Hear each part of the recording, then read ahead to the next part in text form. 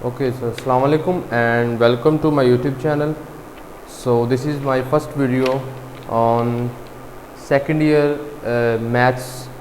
Okay, so इस video के अंदर जो हमारा बाय टाइटल आपको पता चल गया होगा कि जो टॉपिक आज हम कवर करेंगे is about the theorems of integration. Integration का जो सेकंड नेम है जो कॉमनली तो इतना यूज़ नहीं होता is anti derivative, because integration is nothing but the anti derivative. जो भी काम डेरिवेटिव में आप करके आ चुके हैं तो उनका जो एंटी यानी रेसिप्रोकल कर देना, उलट काम करना, वो क्या कहलाता है? इंटीग्रेशन इसको कहा जाता है। सो इस अगर चैप्टर की बात करें तो ये जो चैप्टर है चैप्टर नंबर 3 है। टेक्स्ट बुक जो है सेकंड ईयर की प्री इंजीनियरिंग की उसका चैप्टर नंबर 3 है।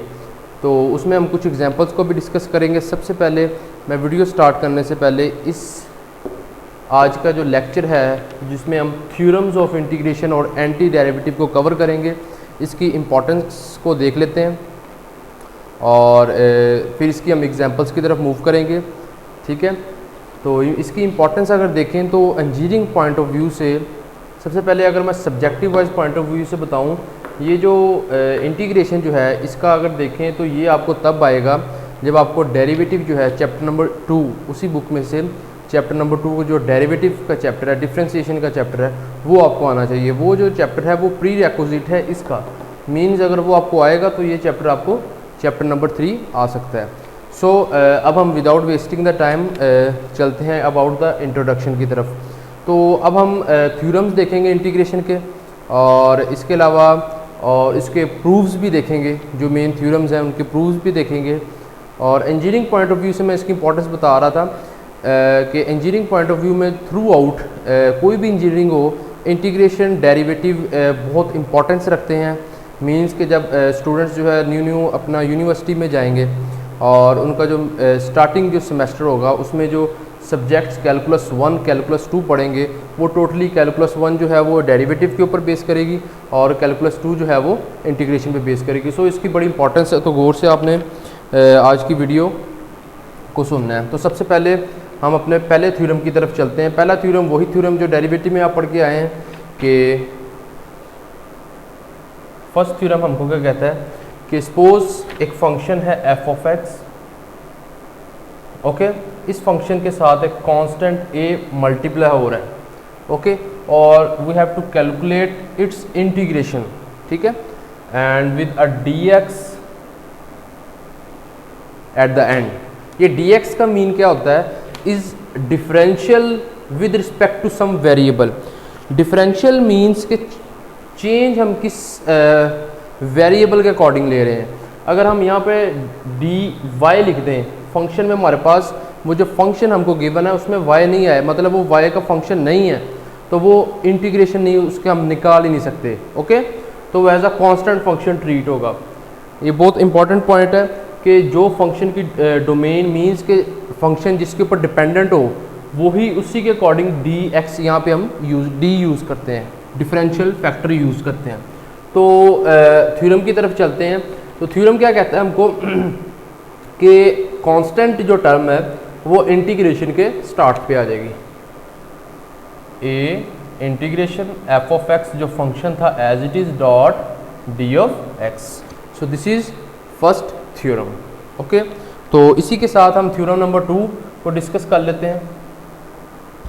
थ्योरम नंबर 2 जैसे आप पढ़ के आ चुके हैं कि डेरिवेटिव में सेकंड आपने जो पढ़ा था प्रॉपर्टी पढ़ी थी कि समीशन और डिफरेंस के अकॉर्डिंग जो थी कि वो उनके अलग अलग डेरिवेटिव हो जाते थे। इंटीग्रेशन में भी जो थ्योरम नंबर 2 है वो एज इट इज़ ही हो गए। मीन्स सपोज आप जो है इंटीग्रेशन ले रहे हैं, एक आपके पास फंक्शन है f1 of x, second function है f2 ऑफ x, दो फंक्शंस हैं और ये दो फंक्शंस आपस में या तो प्लस हो रहे हैं या तो सब्ट्रैक्ट हो रहे हैं। तो आपने सिंपली क्या करना है यहाँ पर विद dx। तो सेकंड थ्योरम हमको क्या कहता है कि आपने सिंपली क्या कर देना है f1x इंटीग्रल dx, अगर प्लस है तो प्लस कर देना, अगर माइनस है तो माइनस कर देना, integral f2 of x dot dx। Means उन इंडिविजुअल फंक्शंस जो हैं उनके ऊपर आपने इंटीग्रेशन फैक्टर अप्लाई कर देना है। सो ये सेकंड फंक्शन है। ये दो थ्योरम्स इजी हैं, डेरिवेटिव में भी आप इसको देख चुके हैं। सो अब हम चलते हैं अपना थर्ड थ्योरम की तरफ। अच्छा, इस टॉपिक को सबसे पहले आपको साइड पे शो हो रहा है ना, पेज जो शो हो रहा हो ना, तो टॉपिक जो होना है 2 पॉइंट बल्कि चैप्टर नंबर 3 है, तो 3 पॉइंट टॉपिक नंबर 2 है, उसका सेक्शन नंबर जो है वो 2 है। ओके, तो वो साइड पे आपको शो हो रहा होना। और अब हम चलते हैं अपना टॉपिक नंबर 3.2.3, उसी फिगर के नीचे भी आपको वो शो हो रहा होना है। सो इस टॉपिक में बेसिक थ्योरम्स थे। अब यहाँ पर अगर आप देखेंगे तो एंटी डेरिवेटिव के जो एक्चुअल थ्योरम्स हैं वो आएंगे हमारे पास, उनको हम डील करेंगे, उनके प्रूफ भी हम डिस्कस करेंगे और स्टेप बाय स्टेप उनकी एग्जांपल्स को भी टैकल करेंगे। और अब हम स्टार्ट करते हैं। सबसे पहला थ्योरम हमारे पास क्या है कि अगर हमारे पास इसको आपको रीड करना आना चाहिए, थर्ड थ्योरम की तरफ जा रहे हैं, आपको रीड करना आना चाहिए कि सपोज आपके पास कोई फंक्शन एफ ऑफ एक्स है। एक्चुअली ये थ्योरम जो आप दो डिस्कस करेंगे बड़ी इंपॉर्टेंस रखते हैं, ठीक है, तो आपने इसको अच्छी तरह समझना है। सपोज हमारे पास एक फंक्शन एफ ऑफ एक्स है, ओके क्लियर। इस फंक्शन की पावर हमारे पास n, सपोज कोई पावर n है, हमने क्या करना है, इस फंक्शन की इंटीग्रेशन निकालनी है with differential with x, clear. और एक और पॉइंट, ये फंक्शन कहता है कि मेरी पावर जो है, उस पावर के अंदर जो फंक्शन पड़ा है उसका डेरिवेटिव बाहर प्रोडक्ट में मौजूद है। पॉइंट पे गोल करना है, डेरिवेटिव बाहर मौजूद है डॉट dx के साथ। तो फंक्शन कहता है कि आपने घबराना नहीं है, इसकी इंटीग्रेशन क्या होगी, सिंपल आपने क्या करना है, वो जो फंक्शन है उसकी जो पावर है उसके अंदर एक इंक्रीमेंट कर देना है। पावर n थी, जब उसके अंदर एक का इंक्रीमेंट हुआ तो पावर n+1 बन गई, और उसी पावर को आपने क्या कर देना है, डिनोमिनेटर में ऐड कर देना, डिनोमिनेटर में सिंपल मेंशन कर देना है और प्लस c लगा देना है। और यहाँ पे जो c है ये एक आर्बिट्रेरी कांस्टेंट है। सो आर्बिट्रेरी कांस्टेंट मींस कोई भी कांस्टेंट वैल्यू या कोई भी वैल्यू यहाँ पर मेंशन की जा सकती है। आई होप क्लियर हो रहा होगा आपको यहाँ पे। और अगर हम आगे मूव करें,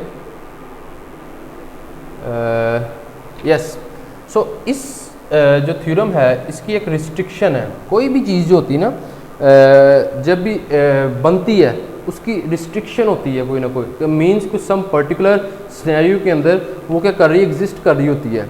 अब इसकी रिस्ट्रिक्शन क्या है, आप जो चैप्टर नंबर 1 जो है इसी बुक का कॉन्टीन्यूटी वाला जो चैप्टर है, फंक्शंस एंड कॉन्टीन्यूटी वाला, उसके अंदर एक चीज़ डिस्कस करके आए होंगे कि एक इनडिटर्मिनेंट फॉर्म, ऐसी फॉर्म जिसका कॉइन ना किया जा सके, ठीक है। इनडिटर्मिनेंट फॉर्म मींस कि हमने अपनी इंटीग्रेशन में जो फंक्शन है उसको इनडिटर्मिनेंट होने से बचाना है। सो इनडिटर्मिनेंट फंक्शन कब होता है, मींस के कोई फैक्टर जो है वो फ्रैक्शन इनडिटर्मिनेंट कब होती है, जब उसका डिनोमिनेटर 0 हो जाए। सो हमने क्या करना है, इसके डिनोमिनेटर को 0 होने से बचाना है, इसके डिनोमिनेटर को 0 होने से बचाना है। सो इसके डिनोमिनेटर को 0 होने से बचाने के लिए हम क्या करेंगे, पहले तो इसको 0 करेंगे, मींस n+1 को 0 पुट करें। तो यहाँ से n को अगर आप देखें 1 को उठा के उधर ले जाएं तो -1 हो जाएगा, ये वैल्यू आती है। अगर ये वाली वैल्यू अगर आप इधर पुट कर दें तो ये -1 + 1 नीचे 0 आ जाएगा। 0 एक ऐसी टर्म है जो न्यूमिनेटर मींस ऊपर आए तो वो आंसर 0 कर देती है, कुछ नहीं कहती, सिर्फ आंसर 0 कर देती है। अगर डिनोमिनेटर में 0 आ जाता है तो डिनोमिनेटर में 0 आने का मतलब ये है कि जो बॉम्ब जो है वो बिल्डिंग के ग्राउंड फ्लोर में आपने फिट कर दिया है, और जब कोई बॉम्ब बिल्डिंग के ग्राउंड फ्लोर में फिट होता है तो वो ज़्यादा धमाका करता है, मींस के ज़्यादा ब्लास्ट होगा आपके पास। इसी तरह अगर वही बॉम्ब अगर आप टॉप फ्लोर पे ले जाएं, ठीक है, तो वहाँ पर उसका इतना इफेक्ट नहीं होगा। तो मींस अगर 0 ऊपर आता तो खैर थी, लेकिन 0 अब नीचे आ रहा है इस कंडीशन के अकॉर्डिंग, तो हमने नीचे बॉम्ब बिल्डिंग के बेसमेंट में नहीं आने देना, ग्राउंड फ्लोर में नहीं आने देना। तो हमने इसकी रिस्ट्रिक्शन क्या देखी, ये फॉर्मूला कब लगता है, जब n की वैल्यू -1 नहीं होती। सो ये इसकी क्या है, बहुत इंपॉर्टेंट रिस्ट्रिक्शन है, क्लियर। तो अब आगे चलते हैं इसकी प्रूफ की तरफ। ये रिस्ट्रिक्शन बहुत इंपॉर्टेंट है, आपको साथ आनी चाहिए। अब इसके हम प्रूफ की तरफ चलते हैं। प्रूफ इसका इम्पॉर्टेंट है, कभी आया तो नहीं है, मे भी अगर बोर्ड वाले का दिमाग घूम जाए तो वो पेपर में दे सकता है। तो सबसे पहले आपने क्या करना है, इधर इंटीग्रेशन है, इधर से फंक्शन जो ऊपर है उसको पिक कर लेना है। ले जी हमने फंक्शन को पिक कर लिया, एफ ऑफ एक्स होल की पावर n+1। ओके, आपने क्या करना है, इस फंक्शन का डेरिवेटिव ले लेना है विद रिस्पेक्ट टू जो वेरिएबल अंदर यूज हुआ है। तो जब अगर आप इस फंक्शन का डेरिवेटिव लेंगे तो हमारे पास इसका डेरिवेटिव क्या आएगा, पावर शुरू में, पावर रूल यूज कर रहे हैं, पावर शुरू में, पावर में से एक कम, जो फंक्शन था उसकी पावर है n+1, जब उसमें से एक माइनस करेंगे, एक कम करेंगे तो वो माइनस, ये 1 खत्म हो जाएगा और बचने वाली टर्म n हो जाएगी। पावर रूल हमें क्या कहता है कि पावर का शुरू में भी लेके आना है, पावर में से एक कम भी करना है, बस यहाँ तक क्वेश्चन को नहीं छोड़ देना। पावर रूल कहता है कि पावर के अंदर भी देखना है, मीन्स ये जो पावर उसके अंदर उसके फंक्शन का डेरिवेटिव भी आपने साथ यूं मेंशन कर देना। ओके, सो ये हमने इसके ऊपर इसका डेरिवेटिव ले लिया बाय यूजिंग पावर रूल, जो कि आप चैप्टर नंबर 2 में डिस्कस कर चुके हैं। आगे अगर हम मूव करें तो यहाँ तक तकरीबन क्वेश्चन देखें, प्रूफ जो है बहुत इंपॉर्टेंस रखते हैं। प्रूफ हमको बताते हैं कि कोई चीज़ अगर हमारे पास बनी है तो वो कैसे बनी है, कोई चीज़ एग्जिस्टेंस में आई है तो कैसे आई है। सो प्रूफ सिंपली हम प्रूव करेंगे इसका। अब आगे अगर हम देखें तो यहाँ पर अगर हम दोनों साइडों पे इंटीग्रेशन अप्लाई कर दें, मींस यहाँ पर भी मैं इसी स्टेप में कर रहा हूँ, आप स्टेप्स बढ़ा सकते हैं, और यहाँ पर भी इंटीग्रेशन अप्लाई कर दूँ। गौर करें यहाँ पर मैंने क्यों इंटीग्रेशन अप्लाई की, क्योंकि ये n+1 है और ये n जो है x के साथ कोई डिपेंडेंसी नहीं रखता, और यहाँ पर मैं dx लगा देता हूँ, और क्योंकि n+1 कोई डिपेंडेंसी नहीं रखता तो ये कांस्टेंट के तौर पे शुरू में आ गया। अब आगे चलते हैं हम। अगर हम आगे मूव करें फर्दर तो आपको पता है डेरिवेटिव और इंटीग्रेशन एक दूसरे को कट कर देंगे, क्योंकि both are reciprocal to each other, both are reciprocal to each other. अगर इन अदर वर्ड देखें, इधर इक्वल्स टू, इधर भी dx इंटीग्रेशन लगाई, इधर भी इंटीग्रेशन dx लगाया, ये वाला dx इस dx के साथ कट जाएगा, ये वाला डेरिवेटिव का जो सिंबल है इस इंटीग्रेशन के सिंबल के साथ कट जाएगा। जो रिमेनिंग चीज़ हमारे पास बचेगी f of x whole to raise की पावर n+1 हमारे पास आ गया। राइट साइड पे जो हमारे पास चीज़ बची, जो टर्म बची n+1, इस सारे फैक्टर के साथ क्या हो रहा है, मल्टीप्लाई। अगर हम इसको उठा के इधर ले आए तो n+1 इधर डिनोमिनेटर में आ जाएगा। Clear, integration F of x whole to raise की power n dot F dash of X dot dx। अगर मैं यहाँ पर +c लगा दूँ तो ये मेरे पास वो फार्मूला जो ऊपर मैंने मेंशन किया था प्रूव हो चुका कि जो फंक्शन एफ एक्स है उसकी पावर n है, उसके अंदर जो फंक्शन है उसका डेरिवेटिव बाहर मौजूद है। देखो फंक्शन को रीड करना आपको आना चाहिए फार्मूले को, तो अप्लाई करना भी आपके लिए इजी हो जाता है। सो उसका अगर हम इंटीग्रेशन लें तो वो उसकी इंटीग्रेशन इसके बराबर, ये हमने इसका प्रूफ भी देख लिया। तो क्लियर है, सिंपल प्रूफ है, कोई टफनेस नहीं है। अब हम आगे मूव करते हैं। ठीक है, टॉपिक 3.2.3 जो मैंने आपको पहले कहा था शो हो रही है साइड पे, उसका पहला थ्योरम हमने प्रूव कर लिया है। अब हम सेकंड थ्योरम की तरफ चलते हैं। सेकंड थ्योरम की तरफ चलने से पहले देखेंगे सेकंड थ्योरम की हमको ज़रूरत पेश क्यों आई। सबसे पहले तो देख लेते हैं हम मेन चीज़ जो सबसे पहले इंपॉर्टेंट है कि इस फॉर्मूले की कुछ रिस्ट्रिक्शन है, मीन्स n = -1 के ऊपर ये अपने आप को अनडिफाइंड कर रहा है। क्लियर, जब अपने आप को अनडिफाइंड कर रहा है तो सपोज कुछ क्वेश्चन इस तरह के बन जाते हैं कि पावर -1 आ जाती है, तो उस केस में हम फिर क्या करेंगे, एक दूसरे का मुंह तो नहीं देखेंगे। फिर एक नया फॉर्मूला हमारे पास आता है कि second theorem means first second third fourth theorem हमारे पास एग्जिस्ट करता है एंटी डेरिवेटिव का। वो क्या है, वो थ्योरम कहता है कि अगर पावर -1 आ जाए तो आपने घबराना नहीं है, जैसे कि इमरान खान हमें कहता है घबराना नहीं है। ओके अब इंटीग्रेशन एफ एक्स की पावर अब क्या होगी -1, क्योंकि पहले -1 नहीं थी, अब सपोज -1 आ रही है, तो यहां पर हम क्या करेंगे, एफ एक्स की पावर -1, इधर -1 आ गई, वो देखिए साथ ये फंक्शन ऐसे ही dot F dash of X dot D X. Clear. ये फॉर्मूला कहता है कि आपने घबराना नहीं, बस उसको वैसे लिख देना है। ओके, अगले स्टेप में आपने फिर उसको क्या करना है, उसको पकड़ के नीचे ले जाना है, क्योंकि पावर माइनस में है तो डिनोमिनेटर में जाके वो प्लस में हो जाएगी। क्लियर। सो हमारे पास क्या बन जाएगा, इंटीग्रेशन एफ डैश एक्स ऊपर आ गया divided by f of x की पावर +1 नीचे आ गई। ठीक है, d x as it is. Okay, clear.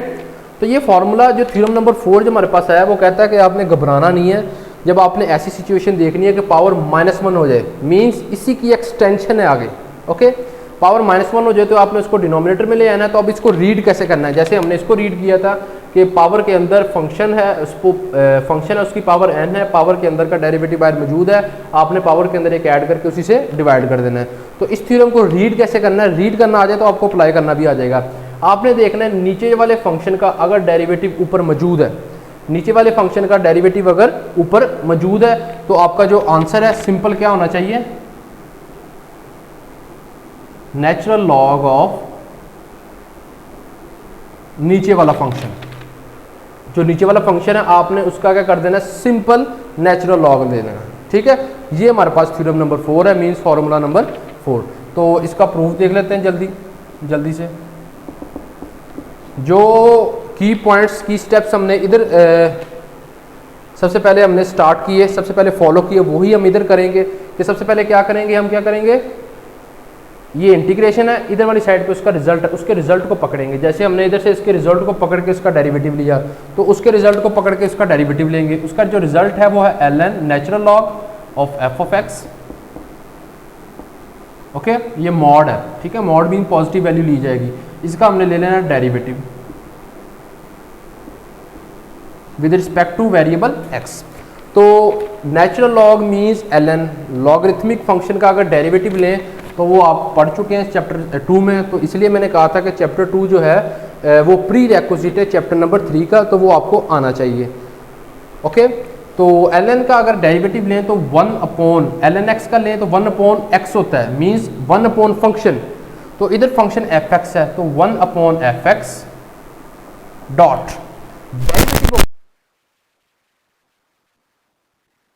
Dot derivative of x। उस केस में 1 होता था, लेकिन इस केस में fx जो नीचे जो फंक्शन आया इसका डेरिवेटिव f डैश x है।